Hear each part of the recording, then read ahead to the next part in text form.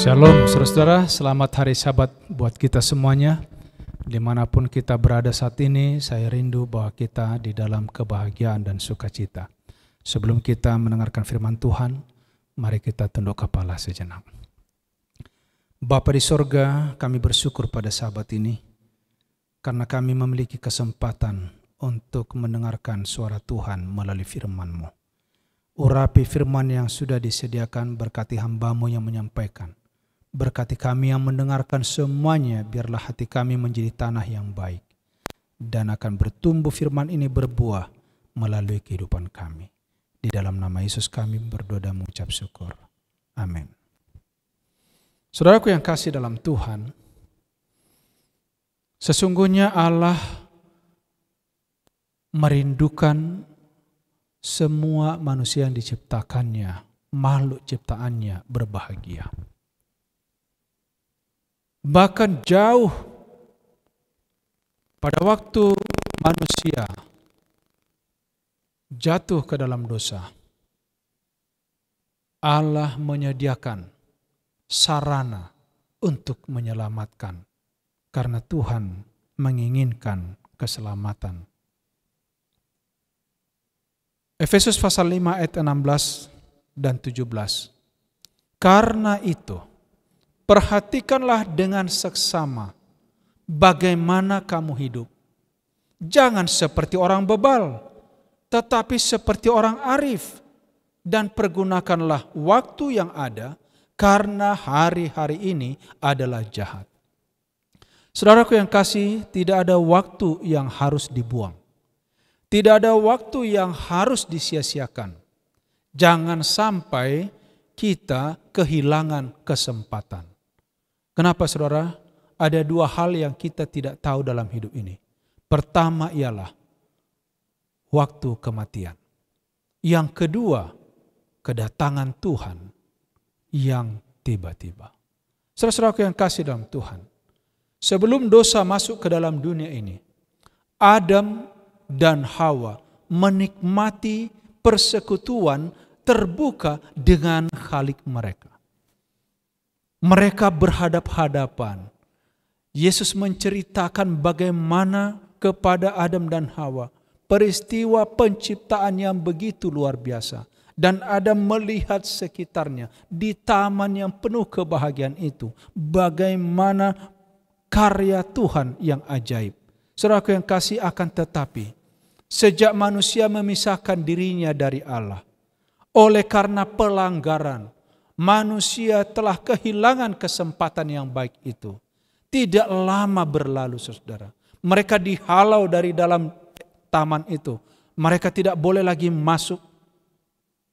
Sekarang mereka mulai menderita, mengalami yang namanya sakit, mengalami yang namanya kematian. Di depan mata mereka melihat mayat dari anak kandung mereka.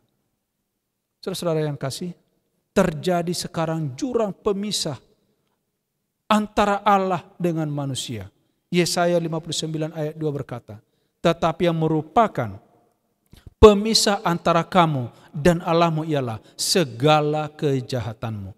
Dan yang membuat dia, Allah, menyembuhkan diri terhadap kamu, sehingga ia tidak mendengar, ialah segala dosamu.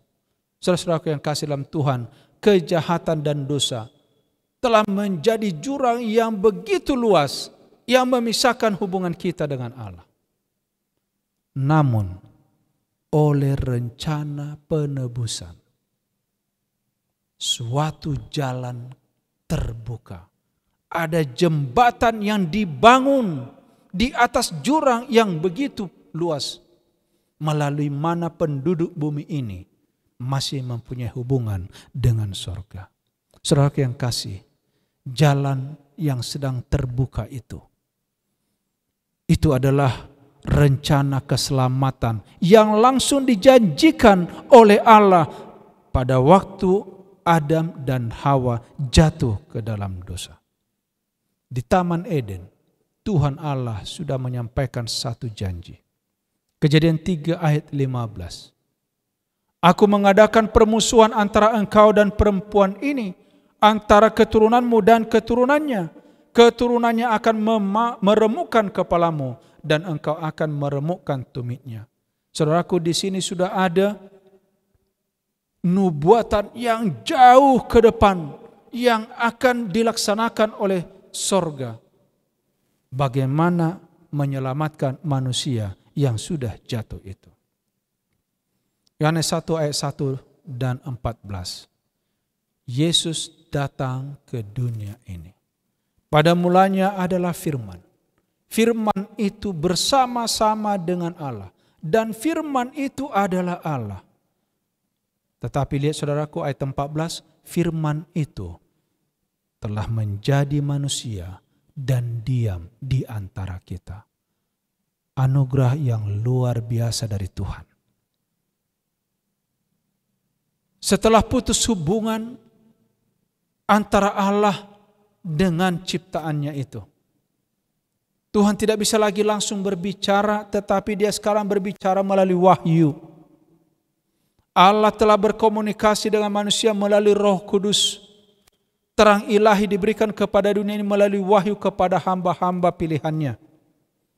2 Petrus 1 ayat 21 katakan, tetapi oleh dorongan Roh Kudus, orang-orang ini berbicara atas nama Allah. Saudara yang kasih dalam Tuhan, inilah wahyu Yesus Kristus yang dikaruniakan Allah kepadanya, supaya ditunjukkannya kepada hamba-hambanya apa yang harus segera terjadi. Allah kita ini adalah Allah yang terbuka, saudara. Allah kita ini Allah yang sangat berkomunikasi dengan manusia yang berdosa ini. Dia tidak mau sebenarnya saudara dan saya kehilangan komunikasi dengan dia. Dia mau menceritakan apa yang mau dia lakukan demi keselamatan saudara dan saya. Itu sebabnya dikatakan tadi, inilah wahyu Yesus Kristus yang dikaruniakan Allah kepadanya. Supaya ditunjukkannya kepada hamba-hambanya apa yang harus segera terjadi. Allah tidak pernah menyembunyikan kepada dunia ini apa yang mau dia lakukan. Saudaraku yang kasih dalam Tuhan. Dan oleh malaikatnya yang diutusnya, ia telah menyatakannya kepada hambanya Yohanes. Wahyu 1 ayat 1. Ya. Yohanes telah bersaksi tentang firman Allah. Tentang kesaksian yang diberikan oleh Yesus Kristus kepadanya. Tentang segala sesuatu yang ia sudah lihat. Yohanes diberikan kesempatan melihat masa depan. Melihat apa yang sedang terjadi, saudaraku. Sehingga dia bisa menceritakan kepada saudara dan saya persiapan-persiapan yang kita harus lakukan untuk mendapatkan keselamatan. Inilah yang dikatakan dalam Wahyu pasal 1 ayat 3. Berbahagialah ia yang membacakan, yang mendengarkan, yang menuruti apa yang tertulis di dalamnya, di dalam kitab ini. Kenapa saudara? Karena waktunya sudah dekat. Saudaraku yang kasih dalam Tuhan, Allah mengaruniakan kepada kita tulisan firman Tuhan. Firman yang ditulis dimulai pada zaman Musa. Kebenaran yang diilhamkan di dalam 2 Timotius 3 ayat 16-17. Untuk apa wahyu ini diturunkan kepada kita? Tulisan yang ilhamkan ini, saudara. Segala tulisan yang ilhamkan oleh Allah bermanfaat untuk mengajar. Mengajarkan kepada kita bagaimana berbuat yang dikehendaki Allah. Menyatakan kesalahan agar kita boleh keluar dari kejahatan. Memperbaiki kelakuan agar kita boleh diperdamaikan dengan Allah. Mendidik orang dalam kebenaran supaya kita tahu kemana arah kita mengadakan perjalanan. Saudara-saudaraku yang kasih dalam Tuhan, untuk apa Alkitab itu? Untuk apa firman itu? Selain yang disampaikan tadi, inilah melengkapinya dalam ayat 17, 2 Timotius 3 ayat 17. Dengan demikian, tiap-tiap manusia kepunyaan Allah, mereka diperlengkapi untuk setiap perbuatan baik. Inilah yang dituntut dari saudara dan saya saat ini. Bila mana firman ini kita miliki, saudara, dan kita baca sungguh-sungguh, kita imani, kita akan melihat di sini beribu janji Tuhan kepada saudara dan saya.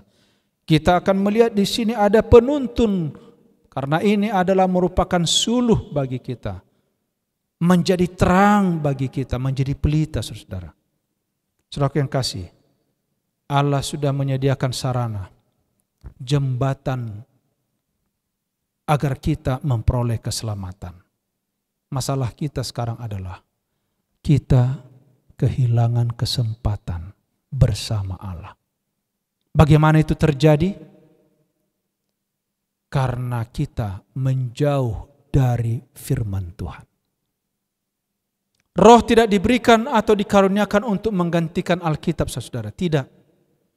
Karena Alkitab dengan jelas mengatakan bahwa firman Allah adalah standar untuk menguji semua pengajaran dan pengalaman. Jadi jangan lupa, saudaraku, kalau kita mau tahu kita ini dalam kebenaran atau tidak, baca firman Tuhan ini sungguh-sungguh.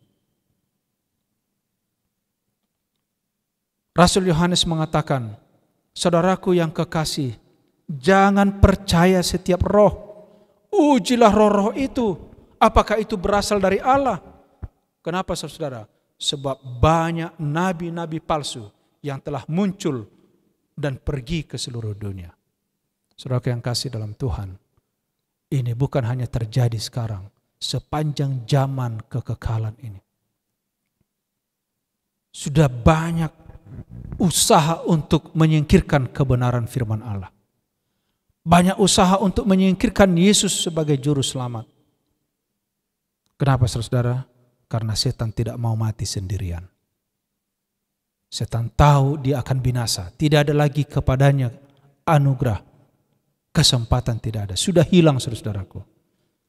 Dan pertanyaan saya, apakah juga saudara mau kehilangan kesempatan? Nabi Yesaya mengatakan, cari pengajaran kesaksian. Siapa yang berbicara tidak sesuai dengan perkataan ini, maka baginya tidak terbit fajar. Saudaraku yang kasih, kalau kita mau menyatakan sesuatu, mari jangan lupa harus berdasarkan firman Allah. Manusia tertipu, kehilangan kesempatan. Kenapa, saudaraku? Karena mereka mencela pekerjaan Roh Kudus. Ada orang yang mengatakan bahwa tidak diperlukan lagi tuntunan dari firman Allah. Mereka dikuasai dan diperintah oleh kesan mereka yang mereka anggap sendiri adalah suara Allah dalam jiwa mereka. Tetapi, saudaraku, roh yang mengendalikan mereka itu sesungguhnya bukan roh Allah. Karena tidak mungkin roh Allah bertentangan dengan firman Tuhan. Sekalipun mereka berbicara dengan menggunakan nama Allah. Ingat dan waspada, pertikaian yang besar antara yang baik dan yang jahat akan bertambah intensitasnya pada akhir zaman. Pada segala zaman, kemarahan setan dimanifestasikan terhadap jemaat-jemaat Kristus. Dia begitu marah, dia kejar kemana-mana, saudara.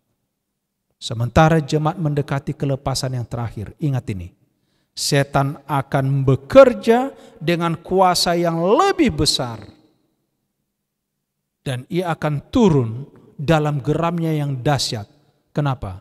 Karena ia tahu waktunya sudah singkat. Wahyu 12 ayat 12. Saudara-saudaraku, ia bekerja disertai rupa-rupa perbuatan ajaib. Banyak sekarang terjadi seolah-olah dituntun oleh Tuhan dengan mujizat-mujizat palsu. 2 Tesalonika 2 ayat 9. Semua kemampuan keterampilan setan serta kelicikan dan kekejaman yang dikembangkannya selama perjuangan pada segala zaman. Ingat, sekarang ini dikerahkannya untuk melawan umat Allah pada pertikaian terakhir. Saudara, pada masa yang sangat berbahaya ini, pengikut-pengikut Kristus harus membawa amaran kedatangan Tuhan kedua kali ke dunia ini. Jangan sampai hilang kesempatan ini. Dan Injil Kerajaan ini akan diberitakan di seluruh dunia, menjadi kesaksian bagi semua bangsa, Sesudah itu baru tiba kesudahannya.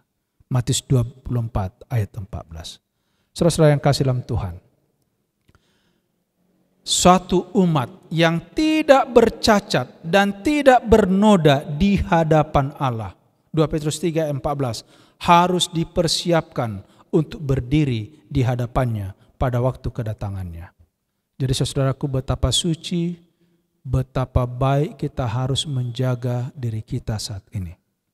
Usaha-usaha setan untuk memberikan gambaran yang salah tentang tabiat Allah sekarang ini sedang tersebar di mana-mana. Allah digambarkan sebagai Allah yang kejam. Allah digambarkan sebagai Allah penganiaya. Saudaraku yang kasih dalam Tuhan, berjaga-jagalah, berdoa sungguh-sungguh. Kenapa? Karena penipuan setan akan lebih licik dan serangannya lebih tajam. Perhatikan ini saudaraku, sekiranya mungkin akan menyesatkan orang-orang pilihan. Markus 13 ayat 22. Oleh sebab itu panggilan kepada kita pada sahabat ini, jangan sampai kehilangan kesempatan. Bertobatlah, sebab kerajaan sorga sudah dekat. Pergilah dan beritakanlah Injil, karena kerajaan sorga sudah dekat. Matius pasal 3 ayat 2 dan Matius 10 ayat 7. Saudaraku, jangan sampai hilang kesempatan. Kenapa? Karena upah kita sudah tersedia. Karena itu, ayat inti kita tadi, perhatikan dengan seksama bagaimana kamu harus hidup. Jangan seperti orang bebal. Marilah kita hidup seperti orang arif, orang yang bijaksana, yang menggunakan waktu sebaik-baiknya. Pergunakanlah waktu yang ada, karena hari-hari ini adalah jahat. Inilah doa dan harapan saya. Tuhan kiranya memberkati kita, agar kita pada saat yang sekarang ini, waktu yang Tuhan sediakan ini, jangan disia-siakan. Jangan hilang kesempatan. Karena hari Tuhan sudah diambang pintu. Inilah doa dan harapan saya. Tuhan kiranya memberkati kita semua dimanapun kita berada. Tetap setia saudara, dan lebih rajin, lebih dekat kepada kedatangan Tuhan. Mari kita bersatu dalam doa. Bapa di sorga, Bapa yang baik, terpujilah namamu oleh karena kasih karuniamu. Terima kasih firman yang Engkau bentangkan kepada kami. Tuhan mengingatkan kami agar kami tidak kehilangan kesempatan. Peristiwa yang pernah terjadi pertama kali di Eden, di mana kebahagiaan, tatap muka, kemuliaan menyelimuti hidup Adam dan Hawa. Dan Tuhan merindukan kami mengalami kembali Eden yang kedua, di mana tidak ada lagi kematian, tidak ada kesusahan, tetapi yang ada adalah kebahagiaan untuk selama-lamanya. Bapa, oleh sebab itu hamba-Mu mau berdoa. Berkati umat-Mu yang mendengarkan firman ini, agar kami tidak terjerat, terperangkap dalam usaha kegelapan, dalam kuasa setan. Biarlah kami membuka mata rohani kami untuk lebih setia kepada Tuhan. Oleh sebab itu, kedangkan tangan-Mu yang penuh kuasa kepada umat-Mu. Berkati mereka ya Bapa. Tuhan memberkati Engkau dan melindungi Engkau. Tuhan menyinari Engkau dengan wajah-Nya dan memberikan Engkau kasih karunia. Tuhan menghadapkan wajah-Nya kepadamu dan memberi Engkau damai sejahtera. Kiranya kasih karunia Tuhan Yesus, kasih Allah Bapa, persekutuan Roh Kudus memimpin kita dari sekarang sampai Yesus datang. Kita sambut berkat-Nya di dalam nama Yesus. Amin.